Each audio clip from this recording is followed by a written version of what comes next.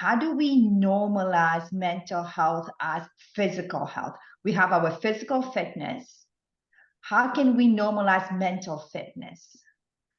I think that we're making progress. Like I mentioned to you before, like if I look back to 20 years ago, there was very limited candor about mental health. If we look at CAMH, which is one of our most important hospitals that focuses on research around what's happening in the brain, they had a lot of walls physically. That a hospital down on Queen Street had a lot of walls around it. We began to take the wall physically. We began to take the walls down. And CAMH has reemerged in a different model. And I think it stands as a symbol for the evolution of the mental health conversation. We've also seen significant efforts where corporations have been associating themselves with the conversation, et cetera. So I do think that we've made significant strides. But as you mentioned off of the top, men in particular, and some of the machismo, I'm married to a Latino, so, I think some of that machismo culture where we're not supposed to admit that we have weaknesses or what have you does hang in there for people.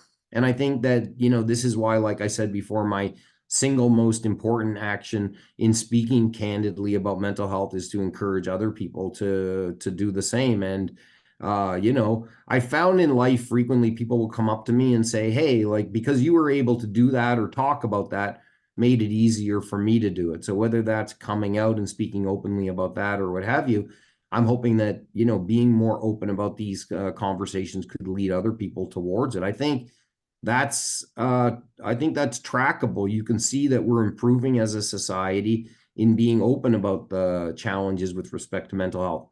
This puts a lot of added pressure on making sure that we have a healthcare system, therefore, that's in a certain sense able to deal with more people. And we're experiencing that a lot also with child and adolescent mental health, where there have been significant struggles to be able to create a healthcare system that's suitably responsive to those needs. So we can see that the openness and more diagnosis and focus on these things also requires that we invest in the healthcare system and help to push it past that healthcare system, which was so motivated by the physical and really disregarded significantly the mental health aspect. So, I think my message is a basic one, but I think that basic step, which is being each of us taking power over it, it means that we are each powerful in playing a role in expanding our society's capacity to talk about these things. And I applaud you for speaking openly about your experiences, being a person of public figure who's now normalizing that conversation, help others to open up. Because if they say, oh, if George is openly talking about it, they feel much more comfortable talking about it. And you kind of alluded to it earlier a little bit, is a mental health day. And I think corporations should encourage their employees to have a mental health day. It's okay to call in, not just when you're physically sick, but if you're not mentally very 100%.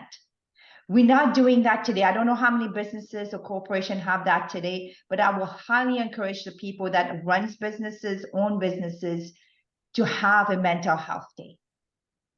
I think it's so smart. I could honestly say that there were a few days, even in my time as a government minister, where I called it in because I knew that being on the field that day was not going to be an advantage to my team.